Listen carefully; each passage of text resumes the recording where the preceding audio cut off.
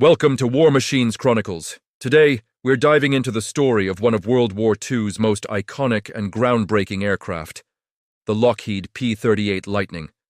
With its unmistakable twin-boom design, it wasn't just a fighter, it was a symbol of American innovation and air power. Let's explore the history, the incredible feats, and the engineering genius behind this legendary warbird. The story of the P-38 begins in the late 1930s, when the U.S. Army Air Corps issued a demanding requirement for a new high-altitude interceptor. They needed a plane that could fly faster, higher, and further than anything before. Lockheed, led by the brilliant engineer Clarence Kelly Johnson, took on the challenge with a radical approach. Instead of a conventional single-engine design, they envisioned a twin-engine fighter with a central cockpit nacelle. This revolutionary concept resulted in the XP-38, which first flew in 1939.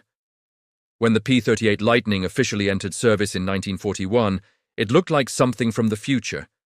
Its twin-boom fuselage, powered by two Allison V1710 engines, gave it incredible performance. It was designed from the ground up as a long-range interceptor, a role that would prove crucial for escorting bombers on deep penetration missions into enemy territory, both in Europe and across the vast Pacific. The twin-engine setup not only provided impressive speed and a high rate of climb, but also offered a crucial safety net. If one engine failed, the pilot could still limp back home on the other. This unique design made the P-38 the only American fighter to remain in continuous production throughout the entire duration of World War II. Let's talk about what made the P-38 so deadly: its armament. Unlike many other fighters that had guns spread across their wings, the Lightning concentrated all its firepower directly in the nose. This meant there was no need to worry about convergence, where the lines of fire cross at a specific distance. The P-38's weapons fired straight ahead, creating a devastatingly dense cone of lead. It packed a serious punch with one 20mm Hispano M2 cannon and four 50-caliber Browning M2 machine guns. This setup made it an incredibly stable and accurate gun platform, capable of shredding enemy aircraft with a short, precise burst. Additionally, it was a versatile, multi-role aircraft, able to carry bombs and rockets for ground attack missions, making it a true jack-of-all-trades. Now, let's look closer at its physical characteristics, which are what truly set it apart.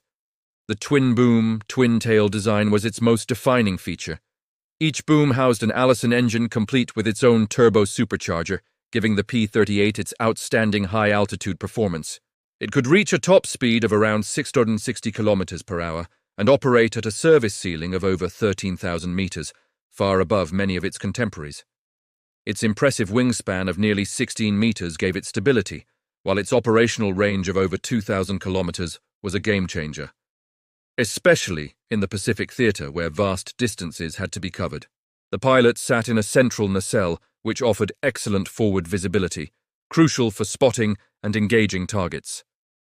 German pilots, who faced it over Europe, nicknamed it the fork-tailed devil for its menacing silhouette and lethal capabilities. While the P-38 served admirably in Europe as a bomber escort and fighter bomber, it was in the Pacific that it truly became a legend. Its long range was perfectly suited for the immense distances between island bases. It became the preferred mount of America's top two aces of all time, Richard Bong and Thomas Maguire, who scored all their victories flying the Lightning. But the P-38's most famous and audacious mission was undoubtedly Operation Vengeance. On April 18, 1943, the United States executed one of the most daring aerial assassinations in history. American intelligence had deciphered Japanese naval codes and learned the exact flight plan of Admiral Isoroku Yamamoto, the brilliant strategist behind the attack on Pearl Harbor. A plan was quickly devised to intercept and eliminate him.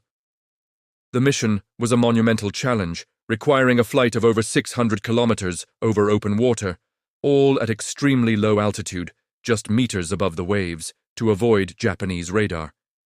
Only one aircraft had the range and capability to pull it off: the P-38 Lightning. A squadron of 16 P-38s from the 339th Fighter Squadron took off from Guadalcanal on this top-secret mission. Flying in complete radio silence and navigating by compass and dead reckoning, They flew for over 2 hours, their eyes peeled for the 2 Mitsubishi Betty bombers carrying Yamamoto and his staff, escorted by 6 Zero fighters. Against all odds, they arrived at the intercept point with just 1 minute to spare. As Yamamoto's convoy appeared, the P-38s climbed and attacked. In a swift and surgical strike, Captain Thomas Lanphier and Lieutenant Rex Barber engaged the bombers. Yamamoto's plane was hit and crashed into the dense jungle of Bougainville Island. The mission was a spectacular success. The loss of Admiral Yamamoto was a devastating strategic and morale blow to Japan, from which they never fully recovered.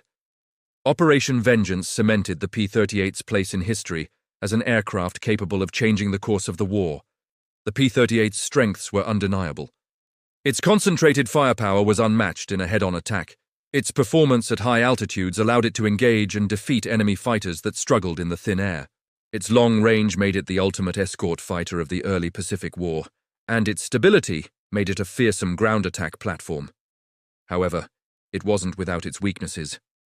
In the cold, high altitudes of the European theater, early models suffered from engine problems and cockpit heating issues. Its roll rate was also slower compared to more agile single-engine fighters like the Spitfire or Messerschmitt Bf-109, which could be a disadvantage in a turning dogfight. But skilled pilots learned to use its strengths, employing boom and zoom tactics, where they would dive on an enemy from above, make a single devastating pass, and use their superior speed and climb rate to get away safely. The legacy of the Lockheed P-38 Lightning is that of a trailblazer.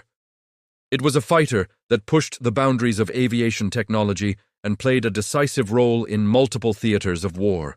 From the frozen skies over Germany to the tropical jungles of the Pacific, the fork-tailed devil was feared and respected by its adversaries. Its unique design, incredible versatility, and association with legendary aces and historic missions have made it one of the most beloved and remembered aircraft of the Second World War. It wasn't just a machine of war, it was a masterpiece of engineering that helped write one of the most crucial chapters in military aviation history. Thanks for joining us on War Machines Chronicles. If you enjoyed this deep dive into the P-38 Lightning, be sure to like, subscribe, and hit that notification bell so you don't miss our next episode. Until next time.